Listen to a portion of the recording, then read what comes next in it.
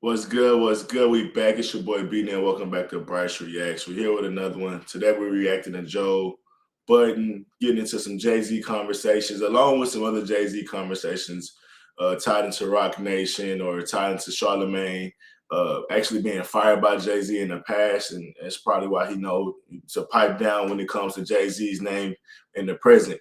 But with that being said, we got probably like 2 or 3 clips to get into, so we're not going to waste too much time. Let's get right into it. And they had fireworks set up. I would have went to the D&D fireworks. I was there. All right, you got it. Hey, yo, freeze! Come on, man! Don't start with me today, or don't make me start with you. Don't start with me. Jay-Z did not have fireworks, and if he did, I'm gonna judge him. Bro, yesterday was the 30th anniversary of Reasonable Doubt. They've been celebrating and leading up to this moment. Yes, I would see him having fireworks. But what about Reasonable Doubt gives fireworks? I'm trying to chill because some people What about Reasonable Doubt? gives fireworks. It's not a. It's not a fireworky album. It's the album that set off the whole fucking career. What are you talking about? Nigga, what about 560 State Street gives fireworks? I didn't say at every location, but they had them marked, like where the old Rockefeller office was. They put a map better out. not let me find out that you purchased fireworks and sprayed them shits across New York City. How long have you felt that way about Reasonable Doubt? That is not a fireworky album. It's a great album.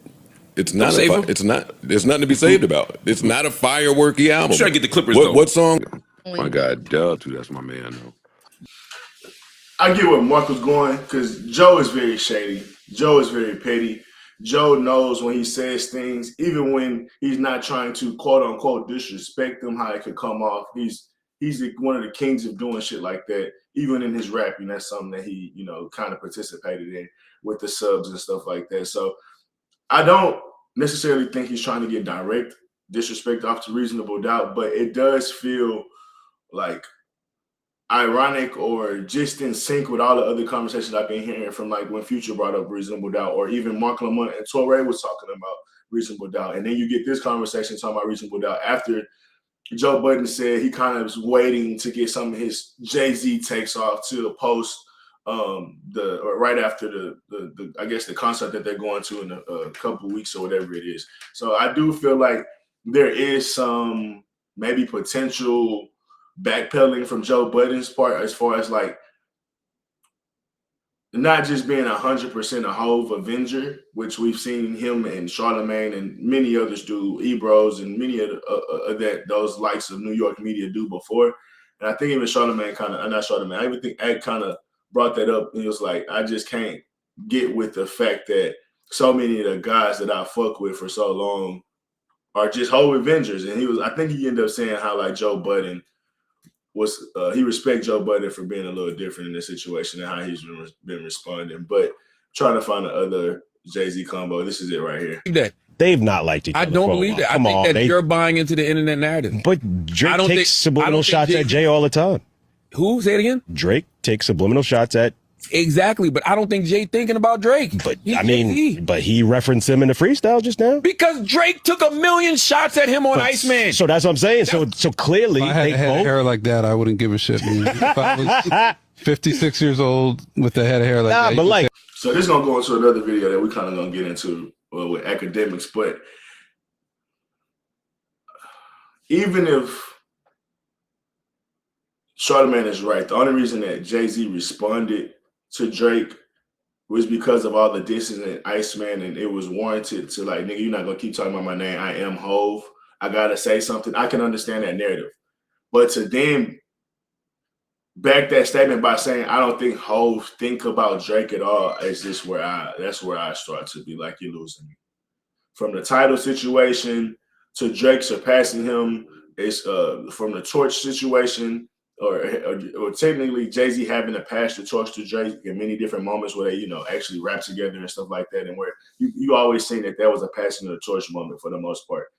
From Drake being like pretty much a re-embodiment of what Jay-Z's done as far as being a business mogul, being a hit maker, being a guy like Jay-Z, he didn't mind collabing with other artists. He didn't mind collabing with other regions. So it's no way Jay-Z is not thinking about Drake. It's ultra competitive Jay-Z is about his spot and being number one. Very similar to how, like, describe Nicki Minaj when it comes to people fighting for her position. She's very spiteful. She's very bitter when it comes to that spot, and she's willing to clip your ass in many ways than one to make sure that that throne stays, the throne stays untouched as far as they taking his seat. So I think Jay-Z definitely ponders about Drake and maybe has even some insecurities towards Drake and what Drake has been able to accomplish so fast and so securely. Like, it's not really questions. Only a few questions you can bring up is the people that, the beefs that they had. They try to talk about the writing. They try to talk about the culture thing. But outside of that, Drake has proven in more ways than one that he should be qualified or more than qualified to be considered a GOAT, or even in that conversation, if we're being honest. And there's no way that Jay-Z don't think about that or feel a way about that. Like, for instance, this is my last point with this one. When Michael Jordan did the documentary The Last Dance, a lot of people say he dropped that because he was getting tired of the noise of the LeBron is better. LeBron is surpassing him. LeBron is going to surpass him. Well, he already surpassed him. What is the conversation between him and LeBron? I'm a Jordan guy in that conversation. But I can understand from the perception where people was like, Jordan is ultra competitive. He put something that was well curated together that was going to keep the narrative on his side maybe for another 5 or 10 years or however long it may have been. Especially for Jordan fans, you know what I'm saying? So, or maybe people that might have been in the middle possibly. So I see that move. And there's no reason I bring that up. It's like, no, mentors or niggas that used to be the leaders that, like Drake say, when your idols become your rivals, essentially. That happens. That dynamic happens multiple different times, and we've seen it where, yeah, this idol should be well secure in a spot and a legacy and what they had already did before you got here, but they're not. And we've seen it. Say whatever you want. That's the other thing, too. I see people saying, I wonder if Drake's going to reply to Jay-Z. Drake has already said what he said. Jay-Z replied to Drake. And why shouldn't he? He's outside. It's the 30-year anniversary of Reasonable Doubt, his first album, the album that laid the foundation for everything. I promise you, in however many years, when So Far Gone is 30 years old, Drake is going to celebrate that, too. Mm-hmm. Yeah, it's going to happen. He might celebrate it even sooner. When is the 10-year anniversary of So Far Gone? 2000. It's probably already happened. Past was it 2004 maybe? 20-year anniversary of So Far Gone. Drake should celebrate that. Why wouldn't you? Why wouldn't you celebrate your first mainstream project? 2009. So it'll be 29. So 2029 will be 20 years. You don't think Drake's going to celebrate that? I think it could be something as simple as Drake just wanted this to be his year and just him alone. And I think probably just a little ego that they're like, yo, Jay's stepping on my rollout. He wanted the 30-year anniversary. I know it don't make sense, but I'm just saying, you know how they are. 25th. But you know how they are. We're recording. So for the guy that's the co-host with Charlamagne, he's kind of saying it on the opposite side of, like, Drake's ultra competitive. He see that Jay's doing all these different things, so he was like, yeah, I'm not fucking with you. I'm gonna send shots. But I just think the timeline will be a little too off for that. I think really what it is like Jay-Z has been doing things behind closed doors that Drake have been noticing and he's been mentioning. You heard it in Iceman, they go to Hov for a second opinion. That wasn't about, like, life. And it might have been about life shit, but it was about how should they react or how should they attack Drake is what I'm hearing. Or how should they fuck with Drake or in a sense, or in some dynamic or way or another. I think that's getting back to Drake.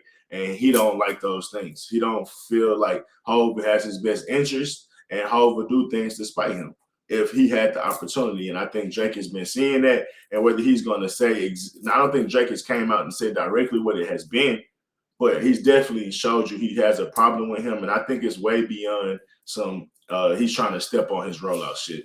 But let's get into some more conversations, because this actually stemmed into a conversation that Ak was talking about. Very similar to what I said. Like, I don't think people are aware how many industry people that feel that Jay-Z's been kind of moving around behind closed doors and doing people dirty, specifically Drake feeling that way. But I think it's really prevalent, or it's a real thing that people haven't really had that conversation about. And whether it's a conspiracy theory or not, I truly do think Drake feels that Jay-Z has been conspiring behind closed doors against him. It was probably one of the silent figures in the 20v1. If you don't know who's on the other side, it's Jay-Z, nigga. The fuck? It's Jay-Z controlling a whole bunch of niggas. Charlamagne, Kendrick, Pusha T. Like, yo, I don't know if y'all realize, it's always been Drake. Yo, I gotta keep it a beat. Possibly even Meek Mill. Like, when we go back, Drake is really good at giving you shit that you might find out and discover later. Like, when Drake, for instance, was talking about you need to be saving your money instead of paying for this and buying bots or whatever, you need to be doing this. So he knew that that conversation was going to bleed out in the next 2 or 3 years. With Charged Up, this nigga really said this was a beef between him and Meek Mill. Nobody had the idea that Jay-Z was in the picture. He was like, something, something, something, but I still feel entitled. Rumor has it or something only I know. Whatever the fuck the bars was. What if we had What's the Dirt back then? That would actually be pretty fun. Like, if we're being honest, like how much information we would have got back then from the codes and things like that. But even then, in the mix of a beef where this was probably the most detrimental thing to Drake's career ever. The child shit to me, that's like gossip, barbershop, hair salon shit. Sanity had a ghostwriter.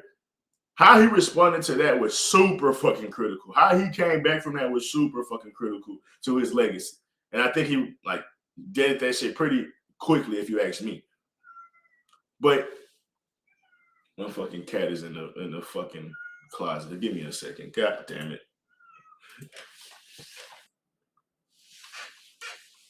So just to wrap up that point, for this to be one of the most critical times in Drake's career against Meek, someone that's a legend of things to him, and maybe even Nicki for, boosting him up, he went at Jay-Z.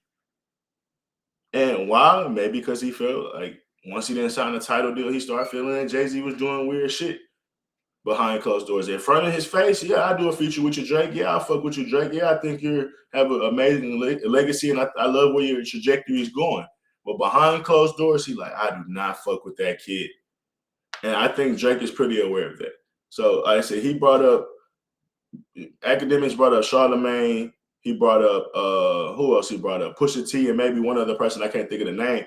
Throw Meek on that conversation because like I said, it's no reason Drake put, it wasn't for no reason that Drake put, you still feel entitled, I still feel entitled, as a pun or double entendre or whatever you want to call it. Like, yeah, like that in that moment when I should have been focused on technically Meek, he was looking at Jay-Z because he knows that this wasn't just the move that Meek made conspire on his own. He feel like this was somebody that might have put a bug in his ear. And the fact that that was hinted or said in there, I think that he was showing us even back then who was doing some things behind closed doors to hurt his legacy. Which it's always been Drake and Jay-Z. The other niggas just are underneath, bro. This is like finally you're fighting the final boss. Kendrick, you'll even hear some of these guys admit, yeah, Jay-Z been telling niggas what to respond to, what not to. You're like, huh? Exactly. So it's always been Drake and Jay-Z. So that goes back to what I said, a lot of the unclosed, like what's going on behind closed doors, what's going on, the narratives that people know behind closed doors that the public may not be as aware about. And if like the things that I said Drake may be aware about that the public don't be aware about, like a lot of niggas feel like Jay-Z is the real puppet like handler in this shit. So the Kendrick, pawn, Pusha T, pawn, Meek, come on. He's not even on a chessboard. He's just there. Like, he's just, okay. They're just, everything falls under Jay-Z, bro. Okay? We got Drake and Jay-Z. That's it. If you don't know who's on the other side, it's Jay-Z, nigga. So I get it. People could be like, this is the new narrative. This is the new conspiracy that Jay-Z's doing everything to hurt Drake. And Drake, like, obviously, like, the rebuttal is going to be like, Drake fans are coming up with narratives. Drake fans are coming up with conspiracy. Drake fans can't cope that he has to deal with his consequences of being a bad person or a culture vulture and stuff like that. They can't fathom that these things exist. So they got to make up excuses like Jay-Z is conspiring behind closed doors with all these different artists that's beefing with him. I hear you. When you're debating people, you got to hear the other side to even have a counterpoint, right? I hear you. It makes sense. I can see that narrative. But in reality, we also have a case as well where Jay-Z has done a lot of shiesty shit. Jay-Z does most of his moves where he's shaking your hand, his fingers twisted behind his back.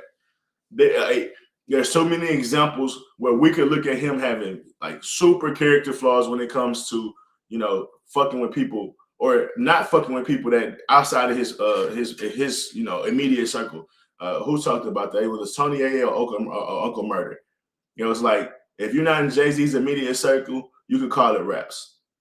Like he's gonna be selfish. He's gonna do whatever he needs to do to maintain his legacy above yours and whatnot. So you could call it a conspiracy, but it's been too much back and forth. Drake has took too much time in Iceman, and we've seen the different interactions with, you know, the Super Bowl and Kendrick. If you look at What's the Dirt video, a lot of the guys that helped curate all the different award shows is also tied to Jay-Z. So it's way more shit than just the Kendrick shit. It's way more shit than just the Pusha T shit. So even for Drake and the Drake fans that's been catching on to this conspiracy, like we got a long history of things we could point at to be like, nah, Jay-Z might have done Drake dirty a long time ago. But we'll wrap it up here. I don't want to drag on too long. Like I said, I appreciate y'all liking and subbing and pulling up to this channel, man. We're on the road to 500, trying to drop every day if we can. With that being said, man, make sure y'all tune in for the next one. We already got another video ready to go. Let's get it. Peace.